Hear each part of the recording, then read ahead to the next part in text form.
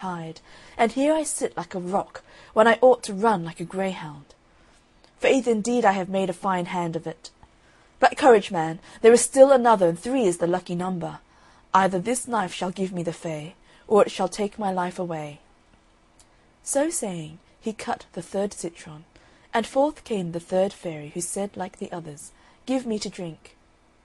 Then the prince instantly handed her the water, and behold, there stood before him a delicate maiden, white as a junket with red streaks, a thing never before seen in the world, with a beauty beyond compare, a fairness beyond the beyonds, a grace more than the most.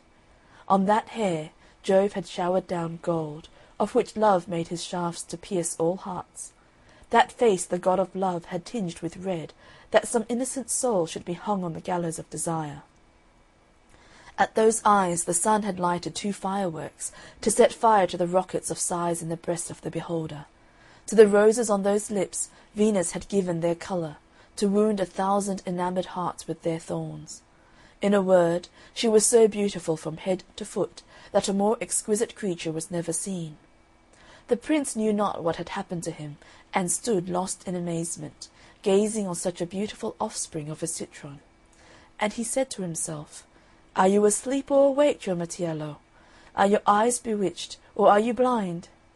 What fair white creature is this come forth from a yellow rind? What sweet fruit from the sour juice of a citron? What lovely maiden sprung from a citron pip? At length, seeing that it was all true and no dream, he embraced the fairy, giving her 100 kisses, and after 1,000 tender words had passed between them, words which, as a setting, had an accompaniment of sugared kisses, the prince said, My soul, I cannot take you to my father's kingdom without handsome raiment worthy of so beautiful a person, and an attendance befitting a queen. Therefore climb up into this oak tree, where nature seems purposefully to have made for us a hiding-place in the form of a little room, and here await my return. For I will come back on wings, before a tear can be dry, with dresses and servants, and carry you off to my kingdom. So saying, after the usual ceremonies, he departed. Now a black slave, who was sent by her mistress with a pitcher to fetch water, came to the well, and seeing by chance the reflection of the fairy in the water, she thought it was herself, and exclaimed in amazement, Poor Lucia, what do I see? Me so pretty and fair, and mistress send me here. No, me will no longer bear.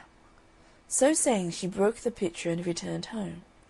And when her mistress asked her, Why have you done this mischief? She replied, Me go to the well alone, pitcher break upon a stone.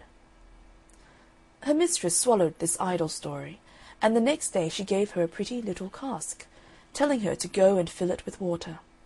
So the slave returned to the fountain, and seeing again the beautiful image reflected in the water, she said with a deep sigh, Me no ugly slave, me no broad-foot goose, but pretty and fine is mistress mine, and me not go to the fountain.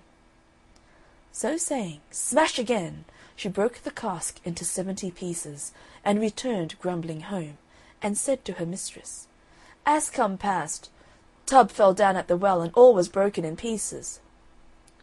The poor mistress, on hearing this, could contain herself no longer, and seizing a broomstick, she beat the slave so soundly that she felt it for many days.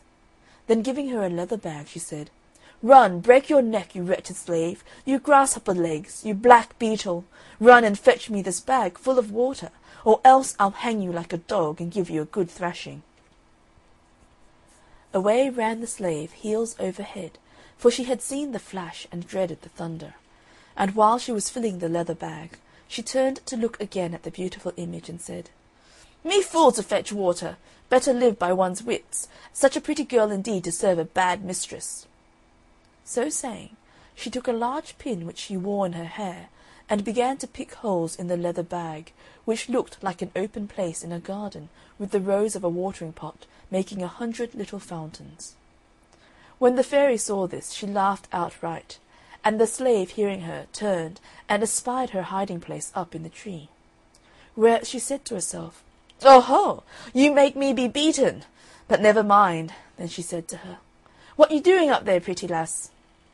And the fairy, who was the very mother of courtesy, told her all she knew, and all that had passed with the Prince, whom she was expecting from hour to hour, and from moment to moment, with fine dresses and servants, to take her with him to his father's kingdom, where they would live happy together. When the slave, who was full of spite, heard this, she thought to herself that she would get this prize into her own hands. So she answered the fairy, "You expect your husband. Me come up and comb your locks and make you more smart." And the fairy said, "Aye, welcome as the 1st of May." So the slave climbed up the tree, and the fairy held out her white hand to her, which looked in the black paws of the slave, like a crystal mirror in a frame of ebony. But no sooner did the slave begin to comb the fairy's locks than she suddenly stuck a hairpin into her head. Then the fairy, feeling herself pricked, cried out, "Dove! Dove!" and instantly she became a dove and flew away. Whereupon the slave stripped herself, and making a bundle of all the rags that she had worn, she threw them a mile away, and there she sat up in the tree, looking like a statue of jet in a house of emerald. In a short time the Prince returned with a great cavalcade, and finding a cask of caviar where he had left a pan of milk, he stood for a while beside himself with amazement. At length he said, "Who has made this great blot of ink on the fine paper upon which I thought to write the brightest days of my life? Who has hung with mourning this newly whitewashed house, where I thought to spend a happy life? How comes it that I find this touchstone, where I left a mine of silver, that was to make me rich and happy?" But the crafty slave, observing the Prince's amazement, said, "Do not wonder, my Prince, for me turned by a wicked spell from a white lily to a black coal." The poor Prince, seeing that there was no help for the mischief, drooped his head and swallowed this pill, and bidding the slave come down from the tree, he ordered her to be clothed from head to foot in new dresses. Then sad and sorrowful, cast down and woebegone, he took his way back with the slave to his own country, where the King and Queen, who had gone out 6 miles to meet them, received them with the same pleasure as a prisoner feels at the announcement of a sentence of hanging, seeing the fine choice their foolish son had made, who after travelling about so long to find a white dove, had brought home at last a black crow. However, as they could do no less, they gave up the crown to their children, and placed the golden tripod upon that face of coal. Now whilst they were preparing splendid feasts and banquets, and the cooks were busy plucking geese, killing little pigs, flaying kids, basting the roast meat, skimming pots, mincing meat for dumplings, larding capons, and preparing 1,000 other delicacies, a beautiful dove came flying to the kitchen window and said, "O cook of the kitchen, tell me, I pray, what the King and the slave are doing to-day." The cook at first paid little heed to the dove, but when she returned a second and a third time, and repeated the same words, he ran to the dining hall to tell the marvellous thing. But no sooner did the lady hear this music than she gave orders for the dove to be instantly caught and made into a hash.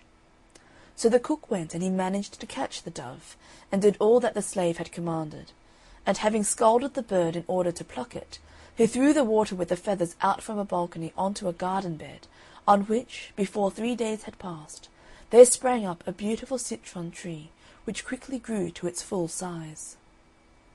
Now it happened that the King, going by chance to a window that looked upon the garden, saw the tree, which he had never observed before, and calling the cook he asked him when and by whom it had been planted.